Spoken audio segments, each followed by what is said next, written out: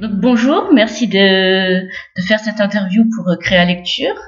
Donc, on va commencer par les bases. Qui êtes-vous et quel pro du livre êtes-vous? Merci beaucoup pour l'invitation. Bonjour à tous.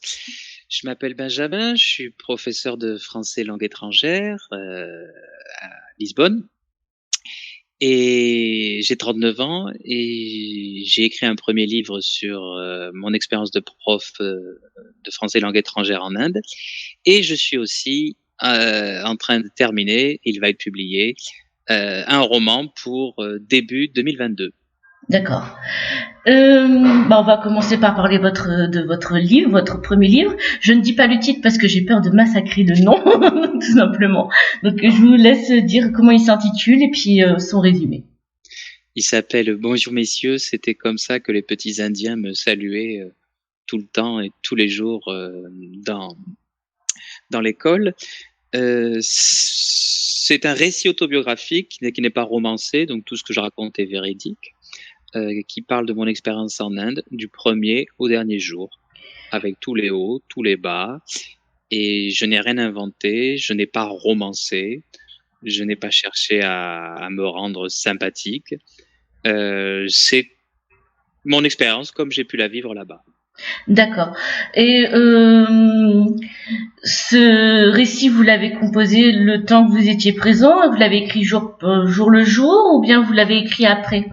J'ai commencé là-bas. Au début, j'avais pris des notes et j'avais pas l'idée d'en faire un livre. Puis après, comme je ne travaillais pas beaucoup, il faut le reconnaître, j'avais du temps et à partir du mois de février, j'ai commencé à l'écrire. Après, je suis rentré, c'était le confinement et Mmh. je l'ai terminé pendant le confinement. Vous êtes devenu prof de français langue étrangère en Inde. Pour quelle raison? Qu'est-ce qui vous a amené J'étais là-bas? dé J'étais déjà professeur de français langue étrangère en fait, parce que j'habitais avant à Barcelone, mais c'était la première fois par contre, que je le faisais, à des enfants et D'accord. j'ai jamais eu de formation pour être prof de Ah, français langue étrangère. d'accord. Vous n'avez pas fait de Je master en n'ai justice? pas fait de master, non, de formation, je suis un juriste, je suis docteur en droit. D'accord, ok. Surprenant. Rien Et à voir. qu'est-ce qui vous a amené en Inde en fait? Parce que vous êtes plus spécialisé dans la langue espagnole. Et là, en Inde, on parle pas espagnol, si, peut-être? Eh bien, en fait, je sortais mon livre parle aussi de ça, je sortais D'accord. d'une vilaine rupture et j'ai vu une offre pour un emploi en Inde. L'Inde, c'était vraiment le dernier pays que je voulais visiter, parmi les derniers dans ma liste et j'étais absolument pas attiré par ce pays. Mais je me suis dit: «Écoute, vas-y, tu n'as rien à perdre et je pense que tu as plus de choses à apprendre que qu'à enseigner». Donc je suis parti vraiment, parce que je voulais, voir autre chose et fuir, la vie que j'avais avant. D'accord. Et tout cela est bien expliqué dans le livre. J'espère, il y a des tout ce qui est au niveau du passé, il y a des flashbacks donc D'accord. normalement, je pense que le lecteur, comprend. C'est 2 livres en un. Il y a le livre au présent avec l'Inde, écrit à Mhm. la première personne du singulier au présent et quand ce sont des flashbacks, là, j'ai même pris un narrateur externe et je raconte avec, au D'accord. passé simple.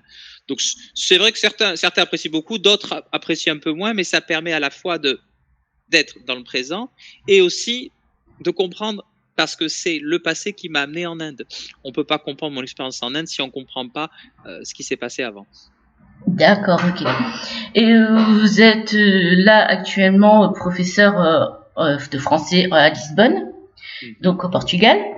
Donc c'est toujours en lien à la suite de votre parcours en Inde. Qu'est-ce qui s'est passé pour que vous en arriviez à ça? Et est-ce que votre futur roman parle de ça encore ou ça parle d'autre chose? Alors, j'ai continué en fait quand je suis rentré en Espagne. Je suis rentré en Espagne, après je suis arrivé à Lisbonne. Je suis devenu professeur de FLE en ligne, exclusivement en ligne, Mhm. pour mes anciennes entreprises, mes anciens clients que j'avais en Espagne. Et ça me permet à côté d'écrire. Le deuxième livre est un roman. Mhm. Donc je me suis beaucoup amusé parce que j'ai pas eu ce souci de raconter la vérité, donc j'ai pu le romancer. Mais je ne suis pas le type d'auteur qui peut tout inventer. J'ai besoin ou de vivre les événements ou de connaître certains lieux ou certaines situations. Donc le deuxième livre, je me suis inspiré quand même de ce que je connais aussi, puisque l'action de ce livre se passe en Espagne, au Portugal, en Inde, en Colombie, des endroits que j'ai visités, et en France aussi. D'accord, ok, d'accord, merci beaucoup. Et pourquoi vous êtes passé par l'auto-édition et pas par une maison d'édition? Le premier livre, je n'ai même pas essayé de le publier avec une maison d'édition parce que je me suis dit une autobiographie, je ne suis pas Gandhi, c'est pas très commercial, c'est difficile à vendre, les autobiographies, les essais et les poésies. Je me suis dit autant l'auto-publier et vraiment raconter ce que je veux parce que sinon on m'aurait dit ah mais romance-le, mets une femme à ta place parce qu'il va se passer quelque chose avec le prof indien, etc. Non. Non, c'était pas Vraiment. ok, oui, c'était Ouais, pas je voulais de la sincérité. Je voulais vraiment être maître. Le deuxième, c'est un livre très commercial que j'ai écrit, je pense, cette fois-ci, et qui est plus porteur. Mais j'ai même pas essayé de le proposer en maison d'édition parce que j'ai réfléchi. Et pour moi, l'auto-édition a deux gros avantages. Premièrement, l'aspect financier, parce que je préfère gagner plus quand c'est le fruit de mon travail et être payé entre 6 et 12%. Donc, pour ceux qui nous écoutent, ça ferait quoi sur un livre à 15 euros? Ça me ferait 1 euro et quelques peut-être. Un an après, moi, je suis pas très intéressé. Et le deuxième point, c'est que j'aime bien contrôler, j'aime bien faire le marketing, j'aime bien rencontrer des gens et tout ce que je suis en train de faire en ce moment me permet d'avoir un contact direct avec les lecteurs. Les gens m'écrivent, ils me parlent, ils me racontent leur vie, leur expérience en Inde, leur divorce, etc. Donc c'est très intéressant et je suis en train de faire beaucoup de choses. Et pour moi, je me suis dit, bon, le gros défaut de tout ceci, évidemment, c'est que ça prend un temps fou et j'ai moins de temps pour, pas en ce moment, j'ai même pas de temps pour le troisième livre. Mais ça fait partie du jeu. D'accord. Si vous avez un très grand souhait pour votre premier livre, bonjour, je vais le dire en français, hein, bonjour messieurs, pour Noël, qu'est-ce que vous aimeriez pour cette période de Noël? Qu'est-ce que vous attendez des lecteurs? Oh, c'est une bonne question, ça. Oui, je vous en prie.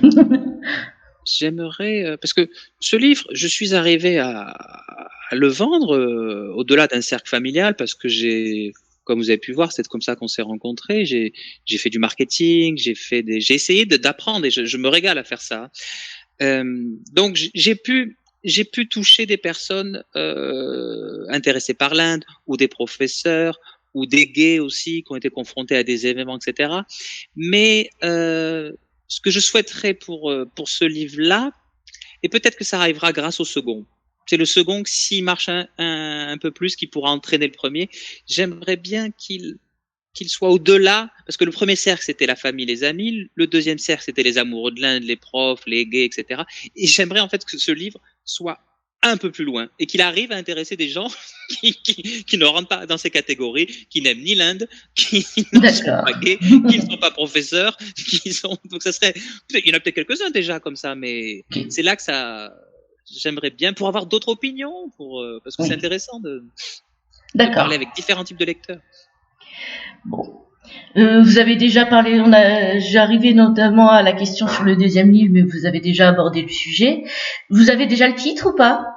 Oui, le deuxième livre, ça s'appelle Les dettes de jeu, J-E.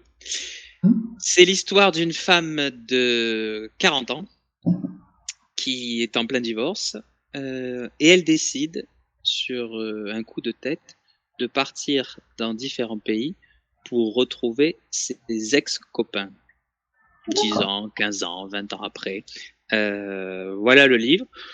Au début, j'ai voulu écrire un livre plutôt amusant, plutôt léger. Finalement, l'écrivain, il est beaucoup plus profond que le début.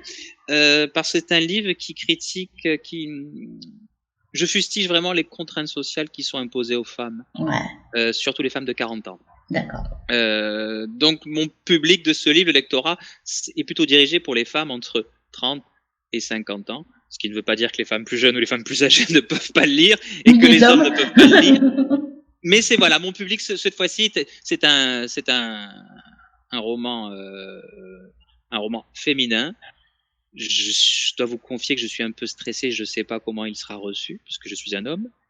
Est-ce qu'il va plaire à mes premiers lecteurs? Est-ce qu'il va être bien accueilli? Je sais pas. J'ai hâte qu'il soit publié, mais J'attends là, en ce moment, il est avec le graphiste, etc. Mais début 2022, et on va voir comment ça se passe. J'ai vraiment hâte. Oui, vous serez sur la plateforme Créa Lecture pour nous le présenter. Pas de souci. Ouais, génial.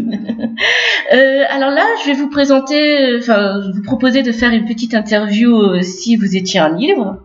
Est-ce que vous êtes d'accord? C'est des réponses rapides. Ça va conclure l'interview. Ça va permettre de conclure l'interview. Donc, si la lecture était un sport, lequel seriez-vous? Un marathon. Un marathon. Si vous étiez à un endroit où il fait bon lire, lequel seriez-vous? Dans mon salon, là, sur le sofa, avec le chat. Ok. Si vous étiez une histoire, laquelle seriez-vous?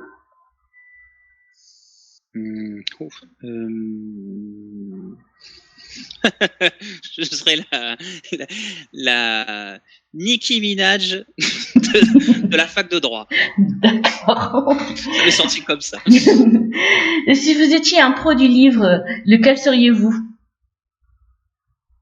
Par le pro du livre, éditeur, auto-éditeur, auteur, illustrateur, etc. Je serais, je pense, J'aimerais bien en fait être dans un comité de lecture, un simple lecteur qui serait en mesure de faire découvrir un peu à d'autres personnes des livres totalement méconnus. Ok. Si vous étiez un livre à emporter sur une île déserte, lequel seriez-vous? 100 ans de solitude. Ok. Et enfin, si vous étiez une BD, laquelle seriez-vous? Oh, j'ai vu justement l'exposition de Tintin, je serais Tintin en Amérique. Ok. Bon, nous avons terminé. Je dois juste dire que j'ai repris les questions à partir de l'activité qui est proposée par Philippe Brasseur dans son livre 1001 activités autour du livre qui a été publié en 2013. Et j'ai son accord j'ai l'accord de la maison d'édition pour reprendre son activité. Très bien. Je vous remercie beaucoup pour votre intérêt, pour votre accueil. Quand vous voulez, je reviens avec plaisir pour parler des livres, pour échanger, pour discuter. Je suis très honoré de le premier et je serai toujours là pour répondre à n'importe quelle invitation. Je vous remercie beaucoup et puis à très bientôt pour le deuxième livre. Bon succès, bon courage. Merci à tous. Merci beaucoup. Au revoir. Merci.